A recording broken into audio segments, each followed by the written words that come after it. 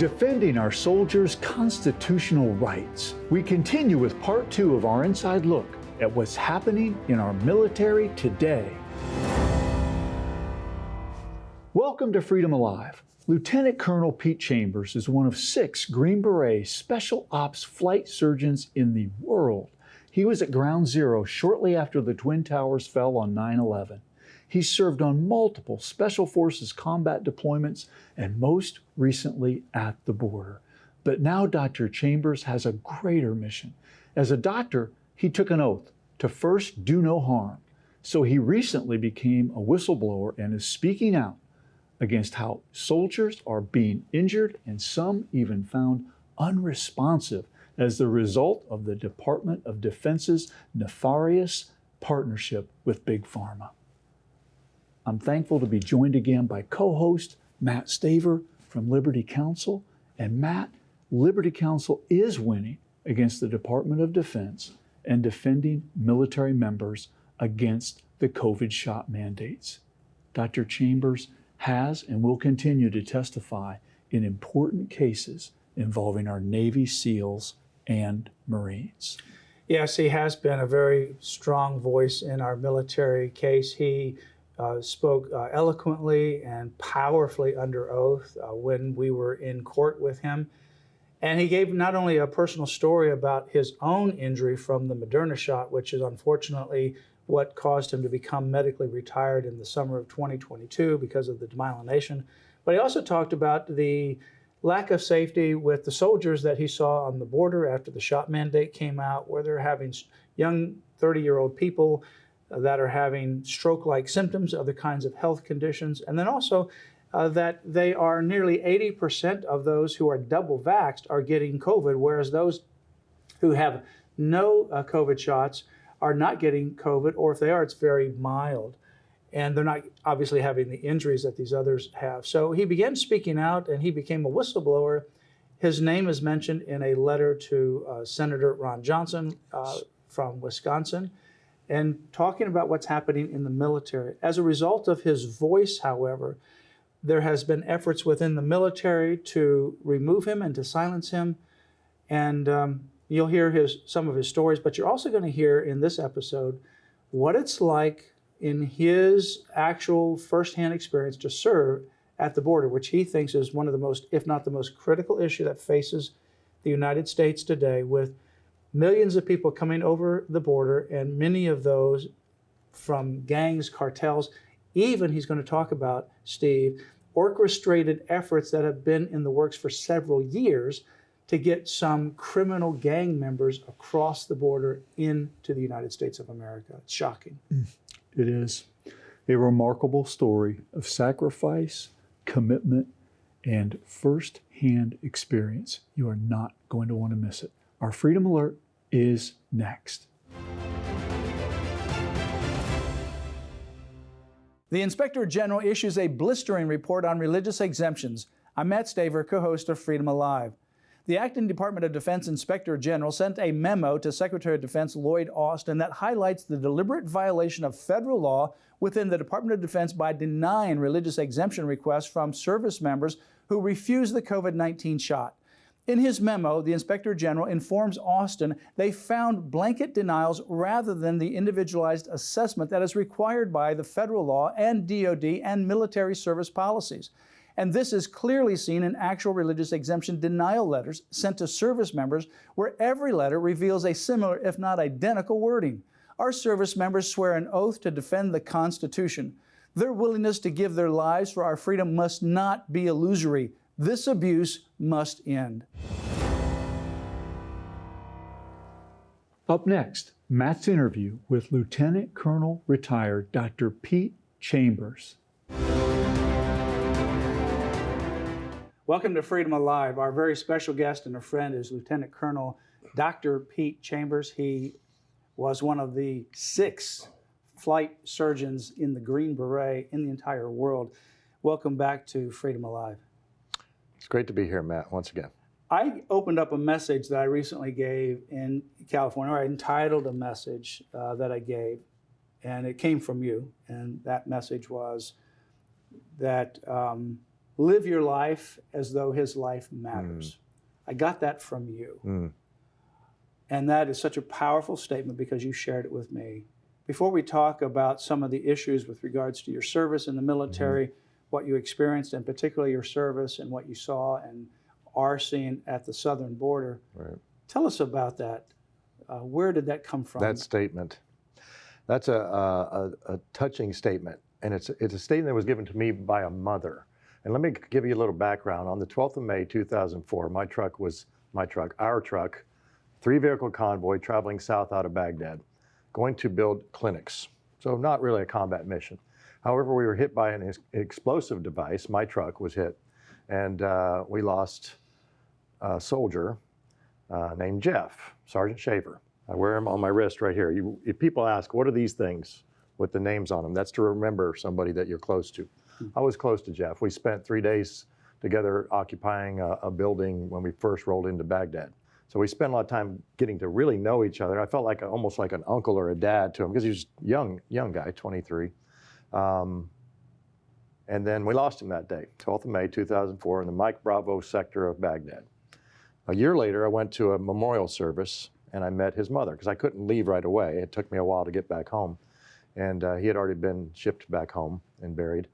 And I got to meet his mother at the ceremony. And I said, ma'am, I'm responsible for everything that happens or fails to happen in my unit. I'm the commander. And I said, is there anything I can do for you? Because I gave the order that he should be where he was and he's not with us anymore.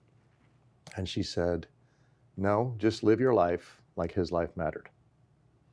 That's a powerful statement. That hit you. That hit you. And it really underscores the sacrifice that these men and women in the service, your branch was the United States Army. You're right, in these hot zones, whether you were building clinics or not. Obviously, you were a target, and that mortar hit your vehicle and caused other injuries and deaths. And then we often say, you know, some of these people, they go out and they defend the Constitution of the United States against enemies, foreign and domestic, and some of them come back home and they don't have their friends with them, or maybe they only have parts of their friends. That's part of their bodies have been blown up. But you have that on your wrist, and that's Jeff, 23-year-old, and you'll see his picture there on the screen. But it is a powerful statement, and it also has a double meaning, and frankly, that it's obviously what the mother told you about Jeff's life. And that's a motto that you do now to make sure you stand up for Jeff and others. But it's also like to Jesus Christ, live your life like his life matters. Don't take a moment of your life and waste it. And don't be coward. And don't be quiet. Don't be intimidated. Live your life as though his life mattered, because in fact, it does matter. I want you to understand the sacrifice that these people live with and they do to defend our Constitution. You know, when we tell you or we ask you, make a phone call, visit somebody, write a letter, go to a school board meeting, you might say, oh, you know, I don't have time to do that. It's inconvenient to do that. How is just one person going to make a difference? Look, these people get on an airplane, they go over into these foreign countries and these theaters of engagement. They put their lives on the line, and some of the people don't come back, and they do it so that we can have the freedom that we enjoy.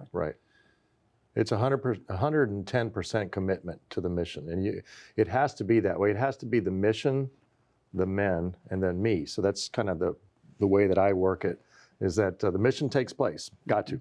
The men, my soldiers, they go before me, and me, I get to be last. But the priorities of work are such that that's how winning is done. You know, Rocky Balboa, hey, that's how winning is done. That's how we work. Good advice. Yeah. Well, we're going to be talking about the border in just a minute, but for those that may have missed our first program with Lieutenant Colonel Dr. Pete Chambers, he is a Purple Heart recipient. He took a bullet while he was in the Middle East in 2004. Unfortunately, it didn't go into his heart. His rib cage stopped it after it went through his arm. And he goes right back to work. And in fact, not only does he go back to work, he gets bandaged up. He signs as his own medical doctor, his own medical release. He can say that now because he's retired. So that he can go back out there on the front lines again. Amazing. Doesn't retire, doesn't run from the fight. He signs his own medical release so that he can go back on the front lines. And not only is he on the front lines, but then 2020 comes around with the COVID mandate. He's always taken all these vaccines.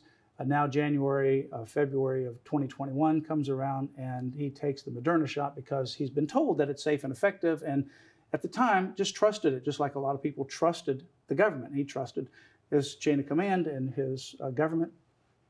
Well, for Dr. Chambers, it wasn't safe and it wasn't effective, and it caused demyelination, which was the sloughing off of the outer covering of your nerves. Mm-hmm. And ultimately, he has retired in the summer of 2022 at 39 years total service in the United States Army, one of 6 at the time Green Beret flight surgeons in the entire world. I mean, this is a doctor who chose to go into special ops and become a Green Beret as a medical doctor. You didn't have to do that, but you wanted to.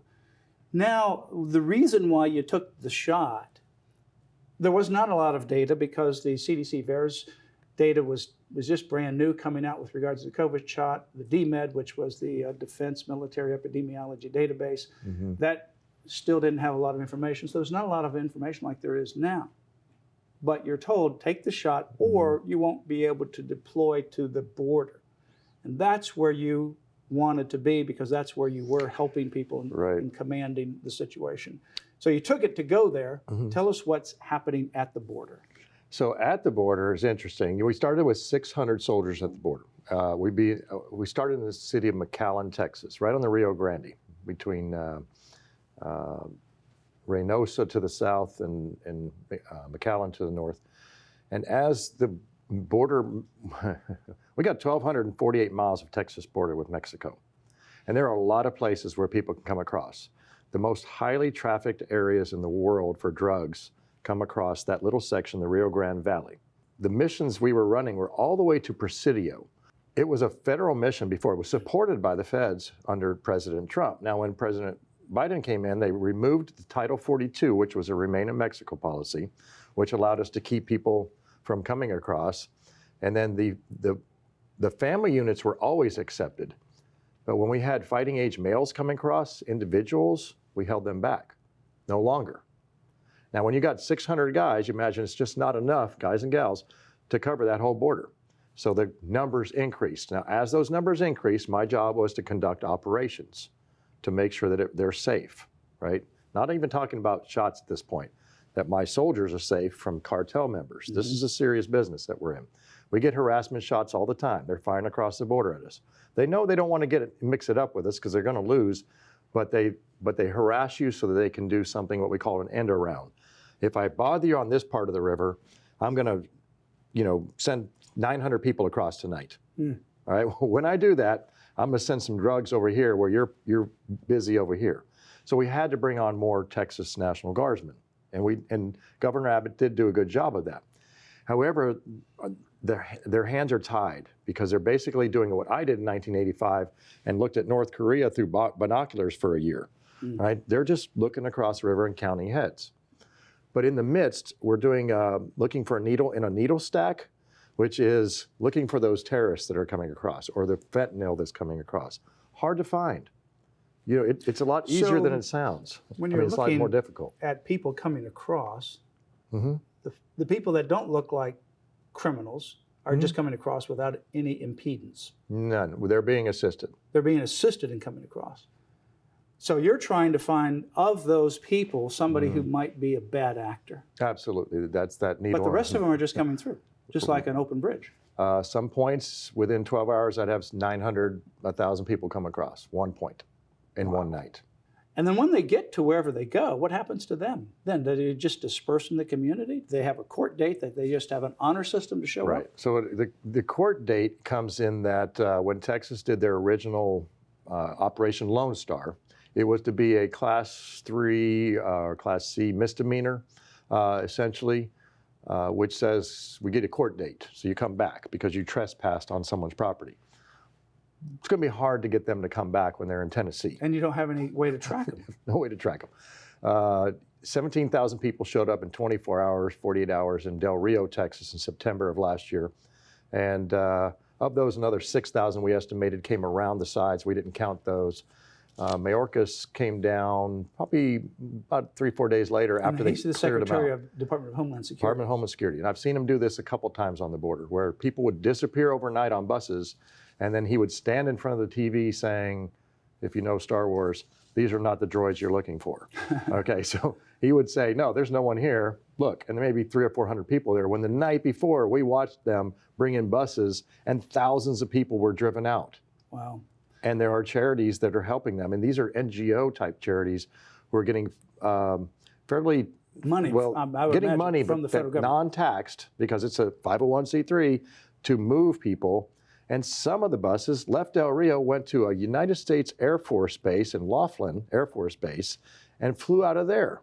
Now, how is the federal government using military assets aircraft to fly people that just came across the border and justify that? And then drop them off somewhere, and they're just somewhere in the nowhere interior to be found after that. We followed the numbers of a few of the planes, and that particular set of 3 that we followed, Tennessee, Alabama, and I can't remember where the third one went. That's what we're seeing. Sounds like those are more red states. You know, if you're talking about politics, in that you're talking about the federal case. government then taking these people and putting them in these different locations. Right. And just letting them go.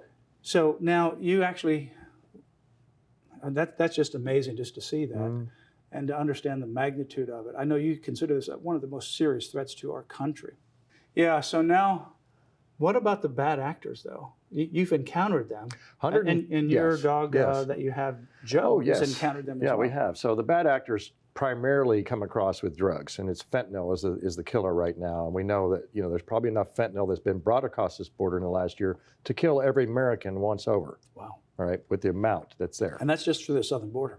That's just the southern border. All right, and that's just what the stuff that we know about. All right, so when we're stopping that stuff, and those bad actors are just one of 130 different types that we have listed, types and countries of bad actors that we see. Now, there are innocent people coming across too. They're looking for a better way, and I got it. My dad was one of those. Came across legally, right? Came into the Ellis Island legally. But this is overwhelming the system.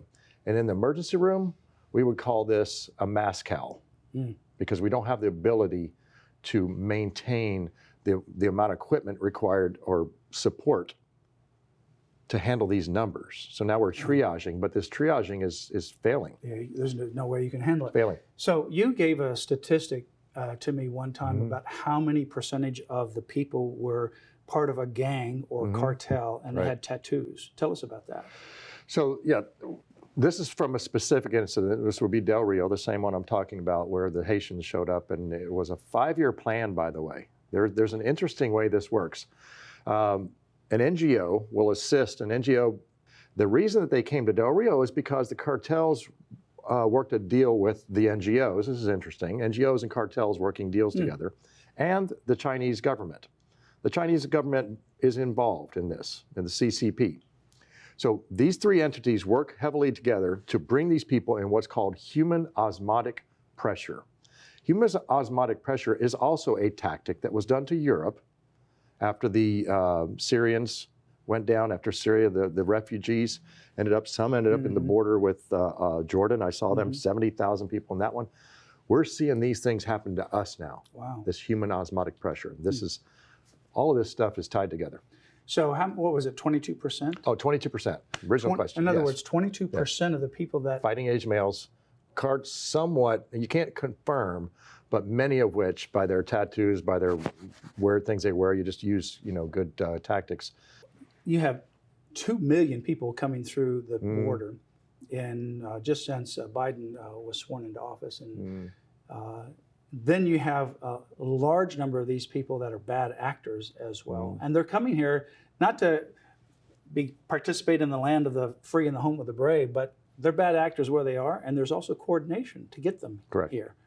There's a plan to get these bad actors here in the United States of America. Now, you've encountered some what I would call life and death situations. I mean, you're on the border. Some of these people are shooting at you. You've got your dog, Joe. You've got other people. You've encountered those kinds of situations before. You mentioned to me one time where Joe growled. Yes. So, you know, it's 3 in the morning for me. We're down on the border. I was out there every third night for the full year, almost a full year. And I'm with the troops, so we're going along. We call it trooping the line. And Joe would troop the line with me. And we ended up encountering about 7 of them hiding in the bushes, you know, laid down, put my night vision on. It was Joe that triggered it. He's growling, ended up pulling him out of the bushes, took him over the troops. We came out. And then we also held off a bunch of them at that large crossing. I don't even remember the horse, the guy on the horse he was reining, and they got in trouble because he was whipping. He wasn't whipping anybody, he was reining the horse. It looks like it's in the air. Anyway, that same day, Joe and I were just a little bit further down, keeping a bunch of them at bay. So the governor of Texas, Greg Abbott, met Joe. And this is where he met Joe. That's You when he mentioned met Joe. about that. And he asked me, how many Green Berets we got down here? I said, you just got one, sir. One humanitarian crisis, 1 Green Beret. That's all you get. And the interesting thing, Joe's jumped out of an airplane quite a few times, and you've Yes. jumped out of an airplane with him at least once. I've jumped with him once, yeah. And one of the other things I didn't realize is that your rank is lieutenant colonel. Joe's rank is always one rank higher Bird than the colonel. handler.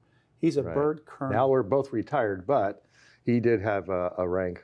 His last paperwork was Colonel Joe. Colonel Joe. It's on the side of his motorcycle, too. On the sidecar of my motorcycle. Oh, that's amazing. An amazing man of God, Lieutenant Colonel Dr. Pete Chambers, now retired, and Joe, now retired as well, a dog that also put his life on the line for our freedom. Dr. Chambers, look into the camera, and these are disturbing things that we're hearing about what's going on the border, but we, the people, need to do something about it. What can we do? All right. So what we can do is we got to realize the time that we're in. The time that we're in is short for us to act. When I walk in a room and I'm doing a hostage rescue, I look around the corner and I come in and we secure the room. Somebody's in handcuffs and they're chained. We cut the chains off and you look at them in the eyes, and at this point, that's chaos to them. They don't even know what's happened. We threw some bombs in, some smoke bombs, and we come in. Follow me. This is what I say to them. Follow me if you want to live. And that's where we're at. It's that critical right now. Follow what your leaders are saying, not just your leaders on Capitol Hill, your people that you trust. Follow what they're saying. Follow God.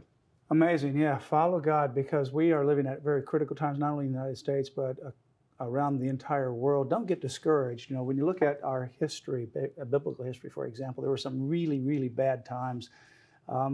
Put yourself in the context of being a slave in Egypt with the most powerful pharaoh and the most powerful government on the planet. How in the world do we now think about that as the Exodus? Because people prayed, it was difficult, but God intervened and did a miraculous thing. We all want to see a miracle, but none of us want to place ourselves in a position where we need a miracle. When you need a miracle, it's outside of what you can do.